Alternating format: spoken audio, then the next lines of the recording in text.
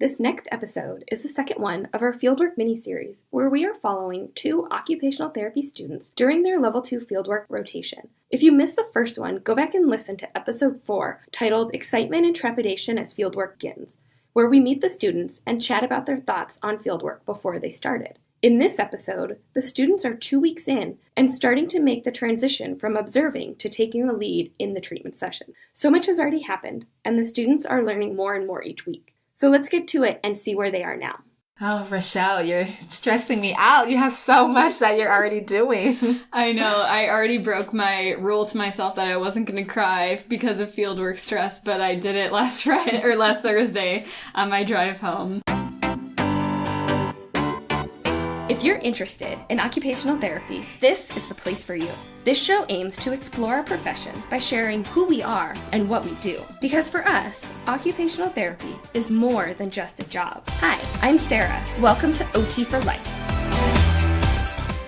All right, so we are back with the 2 Level 2 students for our second round here. It has actually been 2 full weeks that they've been on their Level 2 fieldwork placements, and they're just starting their 3rd as of right now. And welcome, Rachelle and Maya. How are you guys doing today?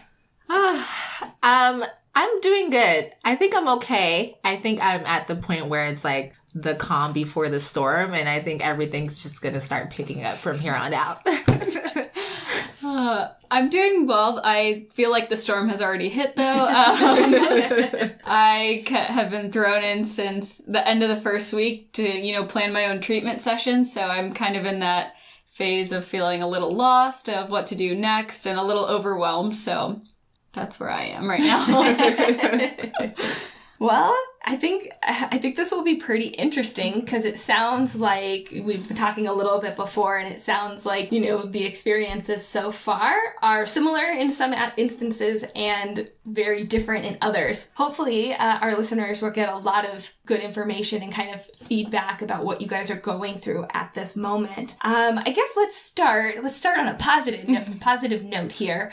What would you say is going really well? I think the things that are going really well, and I think I kind of predicted this in our first episode that we talked, is just kind of the interactions that I've had with patients.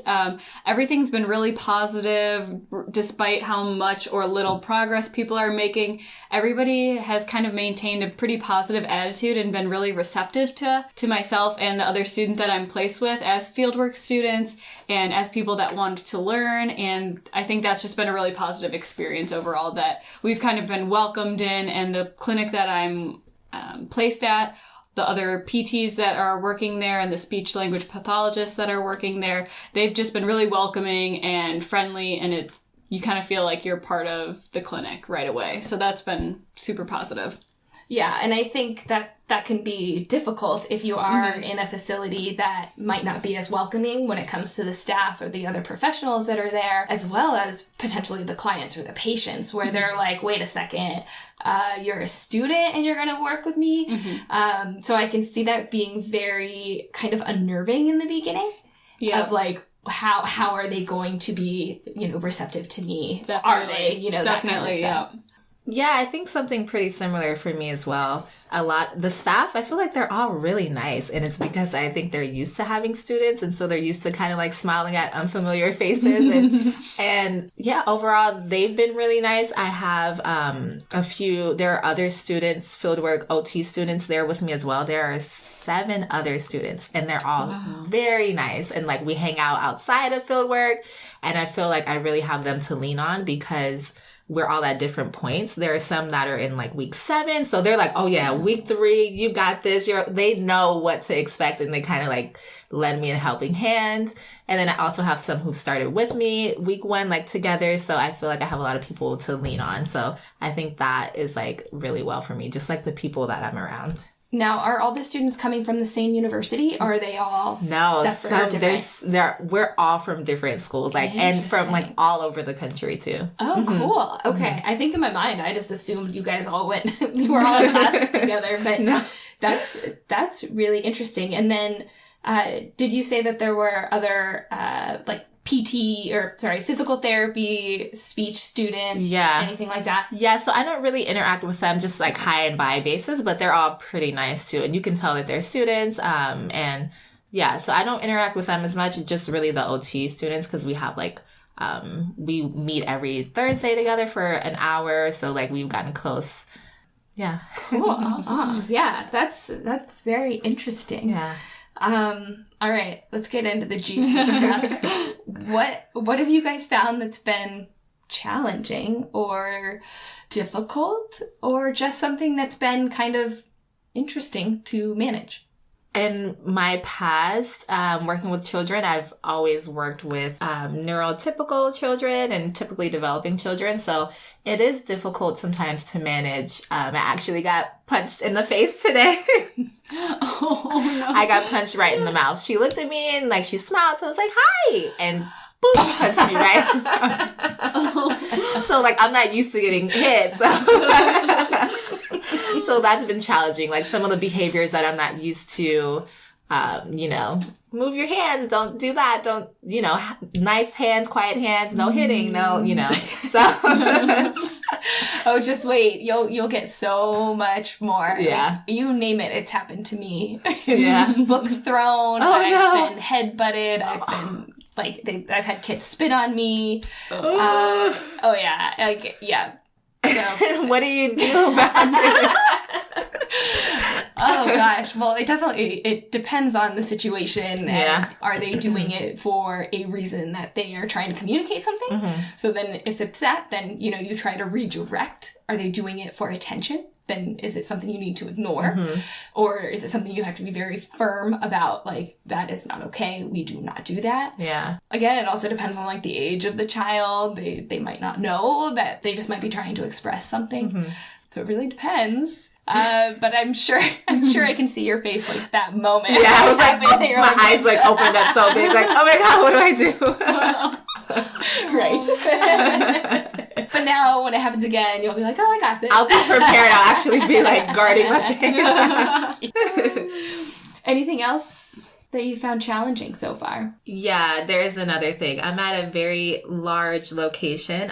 So they have a really big gym and it's open to all of the therapists, not just OT. Mm-hmm. So sometimes I'll set up, because I have been helping out, so I'll like have an activity for the session and I'll set it up while we go out and get the kids, and then we come back and like somebody else is using the stuff that I set up, or like other kids are going through the obstacle course. So like that is one thing that's difficult. It's so big, so everything's kind of like free for all, so you can't necessarily plan perfectly. You have to kind of just go with whatever is happening in the gym. Yeah, so. I feel like that's very appropriate, or that comes with the territory of working in pediatrics. Because even if you had nobody else there, you could set up a beautiful plan and have everything put together as nicely and just perfectly. And then the kid looks at you and is like, nope, and like runs the other direction. And you're like, all right. So they don't want to do anything. Mm-hmm. So even if people aren't taking the supplies or moving it or using it, you still have to like learn to adapt and have a sense of like flexibility. And kind of go with the flow. Are you able to like jump in if one client is using, say, the obstacle course, that you could go in with them, or do you feel like you have to wait? Yeah, I think depending on the child sometimes, but usually it's like, okay, let's play together. We'll take turns going through. Okay. And then that's also like an opportunity for them to like have like some peer engagement and say like your turn, or, so I feel like that you just kind of just make it work however it's going, whatever course it's taking, I think this is going to be a reoccurring theme throughout this and our next talks to come. Yeah. Rachelle, what about you? What's been a challenge so far? I would definitely say that the biggest challenge, I've kind of been thrown into treatment planning since, like I said, week 1. And it's been a real struggle for me to find treatment activities that don't kind of seem just like something they could do at home or something that a caregiver could do. So it's really hard to figure out what is the skilled OT activity that we can do during the session that, also is working towards their goal, and then that you can also carry over into other there's situations or scenarios. So it's been really tricky. I just know that in all of our coursework, we kind of learn about a diagnosis or anything, or just a category of something. Then we have kind of a theory of what the OT kind of frame of reference is.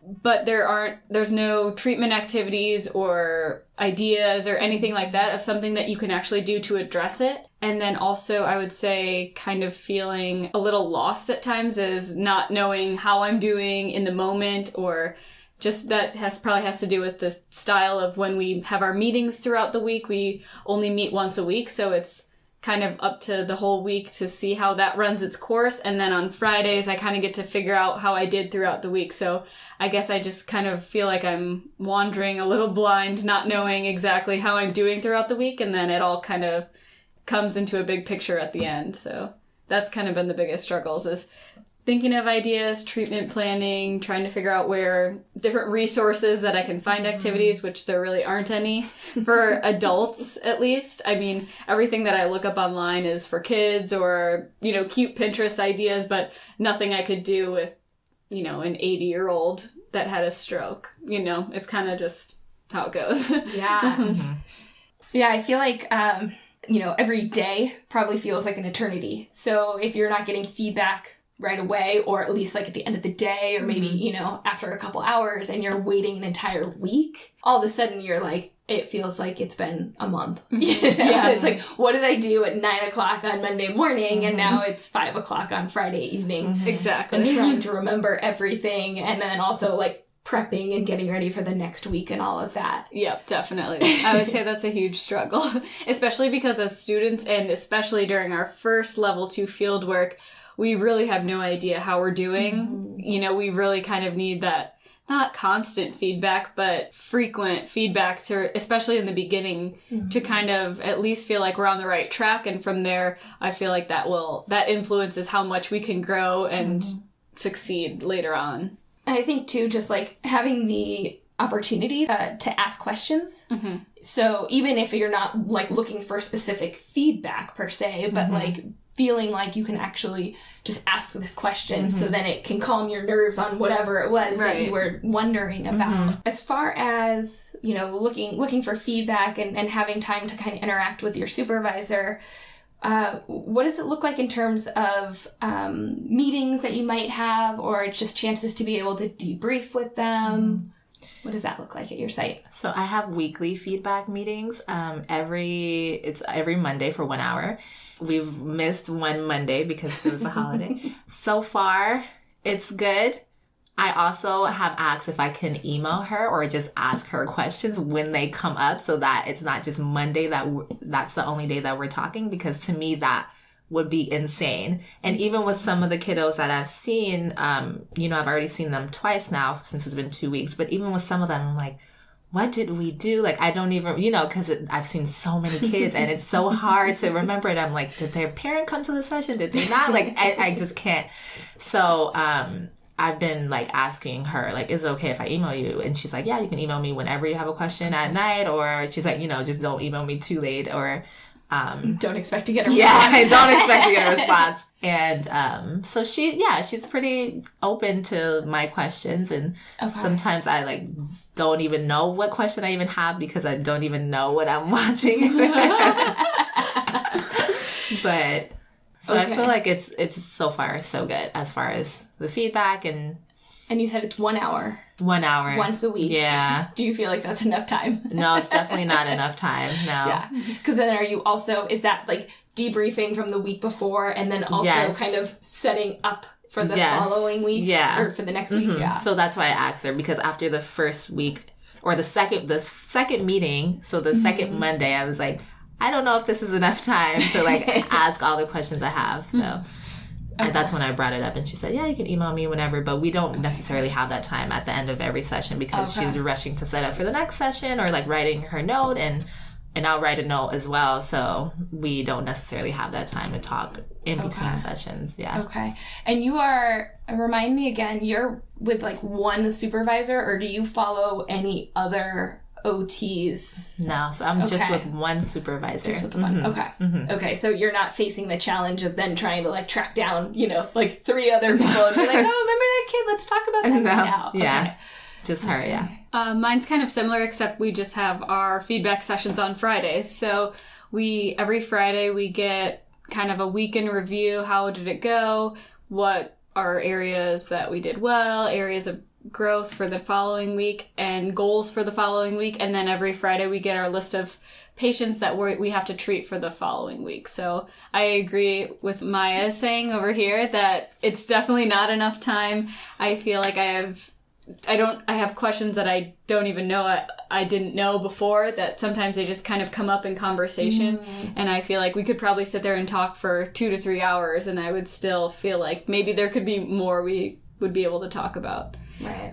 It's a similar situation. Every client is seen for, this amount of time, and when one session ends, the next one's beginning. So there's not any downtime in between to either jot down notes or ask a question. So it's very fast paced. And then by the end of the day, we've got 15 minutes before it's the end of the work day, and, people are wanting to leave. So wow, it's not a whole lot of time. Right. Can you guys kind of walk through your typical like hours of, when you're leaving your house in the morning, how long it takes you, how many sessions you're seeing, plus any of the outside work that you're doing once you get home? Like what does a typical day look like right now? Right now, I'm getting a lot of sleep.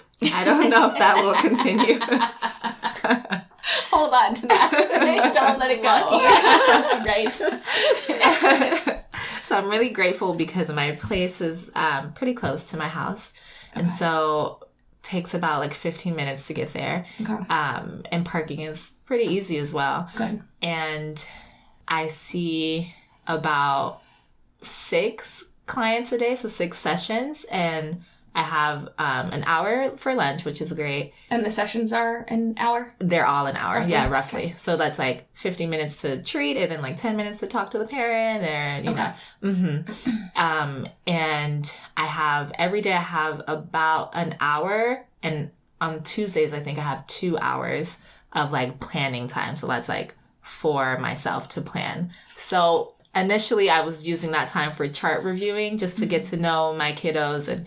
But now I'm actually going online and looking up ideas and like printing out like worksheets and laminating and like just planning for whatever I have to do. So I have a few hours built into every day for planning. Good. Which is really great. Yeah. Do you think that's sufficient? Like, do you feel like you have enough? Well, now, yeah. Now, in the future, I don't know. Yeah. But I also have a lot of reading to do. So I've had a lot of reading. We have like weekly activities to do, because assigned readings. We have assigned readings. Your site. Okay. Yeah. And then we also have like assignments. So not just a reading, but then like assignments, like handouts for the staff about certain assessment, just like different assignments. So there's stuff to do like every night when I get home, but it's not too much to handle right now. Okay. Yeah. And how many clients are you expected to be treating this week? This week, 2. Okay. And you're finishing, what time are you done? Roughly 6 p.m. every day. 6 p.m. Okay. Yeah. And then how much time would you say you're spending on fieldwork stuff at home? About like 2 hours. Wow. Okay. Yeah. Yeah. And then you go to bed. And then I go to bed. And get your 12 hours. Yes. Nice. Okay. Yeah. My day looks a little different. It takes me about 35 minutes to get to my fieldwork site. So I usually arrive by 8 so that I can print anything I might need to print out, like a home exercise program or an assessment or what have you. And then we meet I'm with another student. So it's 1 supervisor and 2 students. And so we meet with our supervisor at 8:15 and go over kind of our plans for the patients that we were assigned for the day. And then And how many right now are you assigned per day? I'm at 2 to 3, so kind of already it built up in that range. So I have 2 to 3 per day that I have. So that's a significant difference between 2 students in a week, and 2 to 3 per day despite you guys are at the exact same starting point, you know, you're both at emerging in week 3. Yeah. So, yeah, exactly. It looks pretty different. I guess the positive will be that I'll have built up to my maximum number of people quicker. So I'll get more experience with treating the max number of people. But right now it does feel a little overwhelming. But yeah, we get there, then we, you know, go over our plans for the day. And then from 8:30 to 4:45, we have clients pretty much the whole time. And then we get 45 minutes for lunch. So, which oftentimes, sometimes treatment sessions will kind of run into lunch, you know, by 5 or 10 minutes, which can kind of make a difference. And then, then I leave by 5 o'clock, I would say. I've kind of started to try to do more documentation at my site when I can, just so that I can get it done before going home and have traffic die down just a little bit. To me, it's worth it to stay and do the documentation and drive and spend less time driving home. So that's good. And then what was the other question? I have a question for you. Yeah. For your documentation, are you doing that for all of the clients seen the whole day or just for your 2 to 3? I only have to write notes for the patients that I see of them for that day. Yeah. Okay. What about you, Maya? I'm just writing notes alongside my supervisor, so she'll write them into the system and I'll write them like on a piece of paper and then we'll compare afterwards. So that's not something that I'm expected to do, but I knew that notes, like I was like, oh, self notes, I need practice with this. So I asked if I could like start writing them now. Cool. So, that's interesting too, because then you can kind of see, compare and contrast and be like, oh, they included that, or like I'm sure your supervisor's like, oh, she included. Oh, I'm there. I know, and I'm getting better, and I'm like, whoa, look at me. Are other students doing that? Do you know? No. Wow. Yeah. Nobody at my level. Right. Yeah. So they're the students who are like, you know, halfway done, they're doing their own notes. But no one else. But I needed to like brush up. Yeah. I feel like the sooner the better. Yeah. You know? And I'm currently making my 2 students that I have, they're not leading any sessions yet. But they are doing notes for every kid that they are seeing. Well, they're splitting between the 2 of them. But I mean, it's there because writing the documentation and the daily notes also then helps kind of train your mind to hone in on what it is that you need to be watching for in the sessions when you are observing. And then once you start jumping in, what you need to be looking for, what you need to be addressing and all of that. So it kind of helps filter out some of the stuff that is as important. Let's kind of like keep on the same realm of documentation. Have you guys been exposed to any progress notes, evaluations, anything else along those lines? I saw a re-eval last week of an assessment that I was actually familiar with. Oh, cool. So that was pretty cool. I was like kind of like doing it in my head like with her like So yeah, I don't think I've been exposed to like progress reports. I don't think so. Okay. Yeah. The nature of the place that I am, it's outpatient neuro rehab. A lot of times people are with specific insurances that require progress notes every 10 visits, or you know what I'm saying. So they kind of have to have progress notes a little more frequently, you know, to justify continuing skilled services. So I actually performed my own progress note today, my first one, and I thought it went pretty well. I got through all the muscle tests that I needed to do. There were 4 or 5 quick assessments, but I do 4 or 5 quick assessments as well, and I fit it I got it in like 55 minutes out of the full hour, so it's quick and you gotta keep moving, but I did it. And I've also seen quite a few other assessments. A lot of them are like self-questionnaires or independence measures or things like that. So. Okay. And most of them you had some sort of exposure to in class, or is it stuff that you learned on the site? I'd say most of the stuff I learned on the site. There was a few that we've been exposed to in class, just timed assessments, kind of with hand dexterity. We got to go over more of those.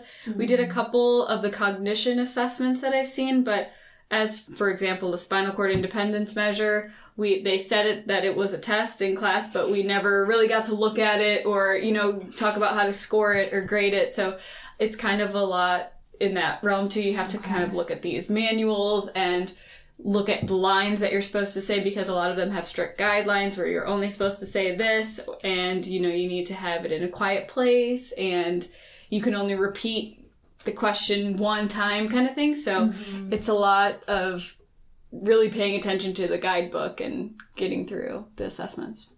Okay. Yeah. And how many roughly progress reports or kind of reassessment did you actually get to see before you performed the one today? Officially, I think one. Okay. Wow. I think I think it was just one that I saw in my second week. The official go through the medical history. Right. Talk about complaints and gains and pain and seeing the tests, muscle tests done and everything like that. I think I saw one formal one. Wow. Yeah. Yeah. That's crazy. I'm gonna jump because my brain started thinking about something else when you were talking. I guess, Maya, you haven't led an entire session yet. No. Tomorrow's the day. Tomorrow's the big day. So I'm gonna aim this question more at Rachelle, because you've had a couple full sessions that you've been leading. For somebody that might be starting their fieldwork soon or in the near future, what does it start to look like when you take over the lead and your supervisor is still there, correct? And is in the room, or what does that, how does that change? What does it look like? The dynamic? From observing, maybe assisting, and then all of a sudden the supervisor isn't doing as much and you are potentially doing it all. I think the transition has been pretty smooth. Most people are really welcoming of the students, and they know that my instructor is just right there too. So it's not like they feel nervous or anything like that. I'm not sure what they're thinking on the inside, but most people are really nice and, kind of come forward. And then there's been one person that I've gotten to work today. This was the third session that I've led with just him. So he's kind of gotten used to me being the one taking the lead. He's gotten used to me taking over the role as the one helping him and doing the treatment sessions with him, which is kind of nice, because then there's not as much back and forth of sometimes the clients will ask a question to me, sometimes they'll ask a question to my fieldwork educator, and usually it's more so about something they had talked about in the past. So say in a previous session, they were talking about before this. You had started. Exactly. Or, before I had started, or before it was something that I was leading, then they'll usually say, do you remember when we did this last week or a month ago? What do you think about this? Or we were talking about this a long time ago. What do you think? So it's not too much. They usually are pretty good and they focus, just with me and my fieldwork educator. She usually kind of takes a back seat and will either kind of go off back into a corner almost, kind of remove herself from sight so it doesn't feel like the client or patient is confused or doesn't know who to talk to. They know it's with just me. And have you gotten to a point where maybe visibly you've been struggling and your supervisor has needed to jump in, or does she or he tend to kind of hang back and let you kind of work through that? I would say both have happened. One was has jumped in a couple times just when she's maybe not sure of my knowledge level on something that might be a safety concern. Say, for example, a transfer with a person who's had a spinal cord injury. She wasn't sure that I knew a specific aspect of the transfer. Later we found out and we talked about it and she knew that I did, but she just wanted to be quick to jump in when it was a safety concern. Versus maybe if there's someone struggling with something else that's not an immediate safety concern, then she kind of just lets me keep going. So, which is really makes you nervous, really makes you sweat. I get why you do it, but it's come on. And being a fieldwork educator myself, that's one of the hardest things, specifically in the beginning, to watch your students go through a difficult session or a difficult activity, and you see it going downhill long before they even realize it. And you really kind of have to, turn over the reins. Of course, if it's safety, you jump in. But if it's, it's more just that learning process, you have to kind of just take a deep breath. You're there, and you have to let them kind of figure it out. Mm-hmm. And it's so hard because you want to just jump in and just do this and it will make it better. And it's like, nope, they have to figure it out for themselves. So that's definitely something that I struggle with. Yeah. I don't like seeing it, but I know the importance of it too. Mm-hmm.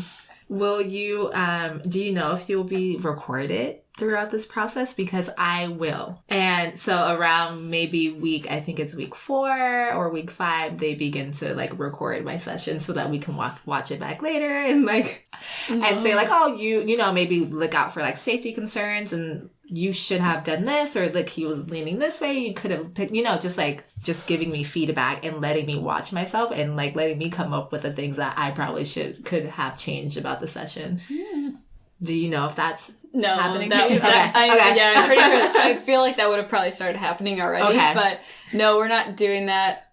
No. I'm that sounds like it would help, maybe, to be able to look and see yourself and see how you would change it first instead of just only getting to see it from your own perspective in the moment. But no, we're not doing that. Okay.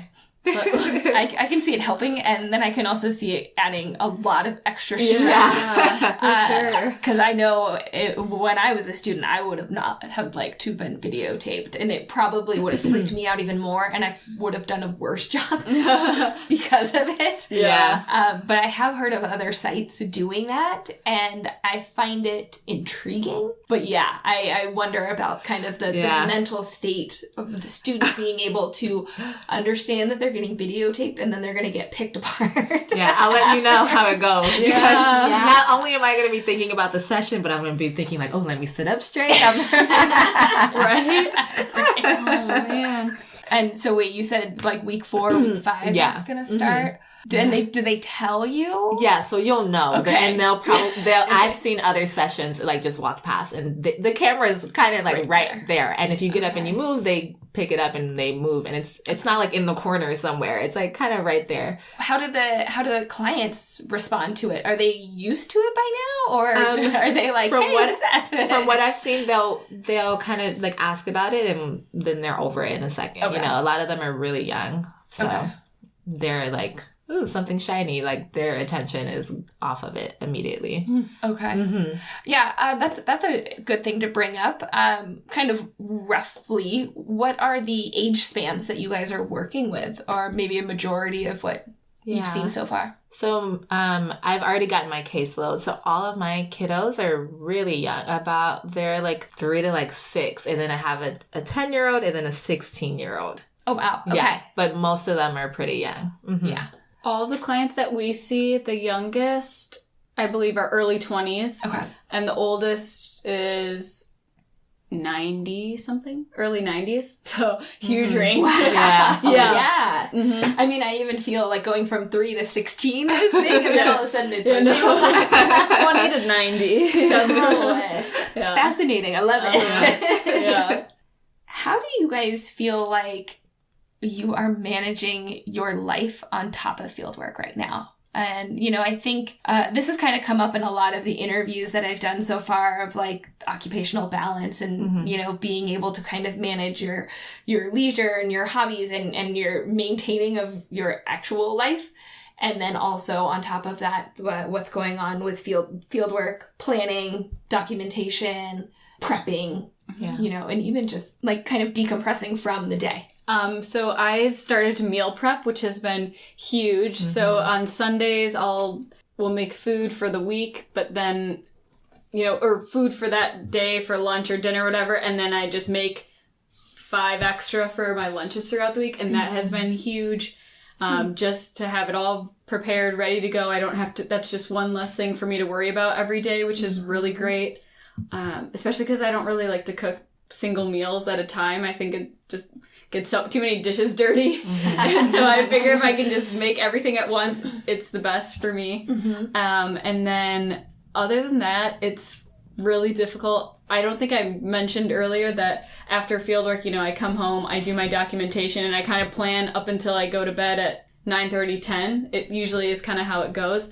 This past weekend, I did a little bit more planning, so I hope that I won't be up as late every single night, but we'll see. And then other than that, it's kind of what my life is revolving around right now. The weekends I've gotten to, I try to give myself at least one day to relax. Like Saturdays, don't touch it, just kind of relax and do whatever I want to do that'll help me feel kind of stress-free for the day. But then come Sunday, I'm going to try to plan as much as I can to give myself less to do during the week. And I know that right now I'm probably spending the most time that I will, but I'm hoping that it kind of, as I get the hang of it, it'll get a little easier and I'll be able to kind of do more things that I want to do. Yeah. Were you expecting to have fieldwork be your life, or were you kind of hoping that you might have time to still be able to do other things during the week and weekend too? No, I didn't really expect fieldwork to be my life, to be honest. I thought it was going to be kind of I shouldn't say a break, but just a little less intense than schoolwork, just because during the school year, there's always an assignment to do. You know what I mean? You get your the syllabi and you have your assignments for the whole semester. So no matter, if you finish a test in one class, you've got 3 more assignments for another class in the same week. And I feel like that is kind of a never-ending sort of cycle. But so I thought fieldwork might be, I studied all this stuff, I'll know it. It might take me a while to do a little documentation, but after that I can relax. But that really hasn't been the case at all. Yeah, I didn't think it would be this much. I guess what I've noticed too from the difference between schoolwork and fieldwork is, for schoolwork, if you have a test the next day, you can study as much as you want. At some point you're just saying, I'm done studying, I'm going to take the test. What I know is what I know. But for fieldwork, you can't do that. You have to stay up until you're finished preparing for the next day, because you can't just go in with nothing planned, or you know what I'm saying. Yeah. Interesting shift from student to clinician. Yes. Yeah. Definitely. What about you, Maya? How's the management of life and fieldwork and so I actually expected fieldwork to be my life this summer. Yeah. I love the differences. Yeah. I think this is really good. Yeah, I really did. I went into it knowing, like, I am not going to do anything. I'm probably not going to hang out with many friends. Like, this is what it is. And calling and texting with friends and family. Like see you in August. And so I've been meal prepping as well, and that helps a lot. It really does. Like, I made a big pasta, on Sunday. So, that helps. And as far as planning, I'm hoping, since I haven't had much yet, I'm hoping that my time during the week, my planning hours, really help me so that I'm not going home and, treatment planning all night. As of now, I still have, the weekends kind of free, but I don't know. And some of my I call them my classmates, but some of the other students that are there, they, who are halfway through, they say that it takes them about 15, they have 15 hours set aside for the weekend to treatment plan, because they already know that this is what it takes, that many hours. So that's kind of what I'm expecting in the future. But right now I'm hoping that my hours during the day, give me enough time to treatment plan, and that way I don't have to carry it over. So, so now I'm okay, but I don't know how it will be. And I have a lot of friends who have birthdays and siblings who have birthdays the next month. So, I don't know if I'll even be able to make it to their parties. So, yeah. Right now, I'm okay. When we meet again. We'll visit this. Yeah. Yeah. Huh. Yeah. It's so... Hi, I love just hearing your guys' experience with this of again, how there's differences, but then there's some similarities, but there's a lot of the kind of different things that you guys are bringing up and have been exposed to or haven't been exposed to and all of that. And I mean, this is after 2 weeks. Yeah. I know. It would be crazy after 6 weeks, 8 weeks, kind of where we are at that point. We're going to learn so much. Yeah. you guys already have. Yeah, we already have. Yeah. Mm-hmm. It probably hasn't sunk in yet, Mm-hmm. you know, because you're still like Yeah. doggy paddling, like trying to stay afloat. Yes, I was gonna say, I feel like I'm like swimming to get above water, and I haven't like thought about anything to sink in enough yet. Yeah. Yeah. But I'm sure probably in the second half of the field work, that's when you're really gonna like, oh, hold on. I already know that. Now I can focus on this, and this. Mm-hmm. And right now it's like everything you're learning. And then all of a sudden it's like, oh, you're just learning a little here, tweak here, tweak that. And then you got like the rest that you're kind of managing and you got that down. I will say one thing, that your advice beforehand about saying that students don't really get it till about week 6 has been keeping me going through this whole time, that I just keep telling myself, you can't know everything right now. You're not expected to know everything right now, even if you feel like your fieldwork educator is expecting a lot of you. Week 6, just keep remember, week 6. If Right. you don't feel like you have a grasp by then, maybe then that's when you can start to like freak out a little. Yeah. I mean, and also keep in mind that your supervisors, and I'm speaking for myself too, like, we don't know everything as well. Like, we might have X amount of years in the field, so we might be, you know, we might have a lot of experience and a lot of knowledge, but there are things that I still don't know, and most of the other supervisors don't know as well, too. Yeah. But I think that's probably something that is, again, difficult for students to kind of come to terms with, because you guys are coming out of the classroom when you're getting thrown everything. Everything OT is just like shoved in your face, and it's like, here, digest this and understand it. Then once you get out into practice, it's much more, at least a little bit more focused in some sort of aspect, whether it's, you know, pediatrics and is it at a school, you know, or if you're in a hospital, you know, it's inpatient, or, you know, you're at a SNF and you're doing some like certain aspect of that as well. And so it's very easy for the supervisors and other clinicians to really just have the information down. They get it. They see it every day. They've seen it every day for however long that they've been working. And all of a sudden you guys walk in, you're like, oh, I should know that, you know? And it's like, well, no, like you'll get there. Yeah. You don't need to know everything, but being able to ask good questions and do your own research when you have time, you know, to really kind of figure that out. Yeah. Because I know what I do, like with my students, they'll ask me a question and I'm like, that's a really good question. Why don't you go look into it, do your own research, and then come back and let me know. Even if I know the answer, I'm like, you know, let him kind of look into it a little bit. So that's if you have the time. Anything else that you guys want to talk about? You want to bring up? I can't think of anything right now. No, I think we kind of covered everything. Yeah. Well, all right. So our second meeting, we'll come to a close here. I think this was good, and I can't wait to see what's going to happen in the next couple times that we're going to meet, and just see how things evolve, how things change, and see where you guys are in another couple weeks. Yeah. Thanks for coming on. Thank you. Hey, before you go, I just wanted to say thanks for listening to today's episode. If you want to further the discussion, go to our website, otforlife.com, and join our Facebook group. If you like us, here are 3 easy ways to let us know.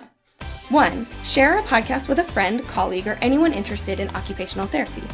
2, leave us a review on iTunes or anywhere this podcast is found. 3, subscribe to us so you don't miss out on any upcoming episodes. Thanks again. We'll catch you next time, OT for Lifers.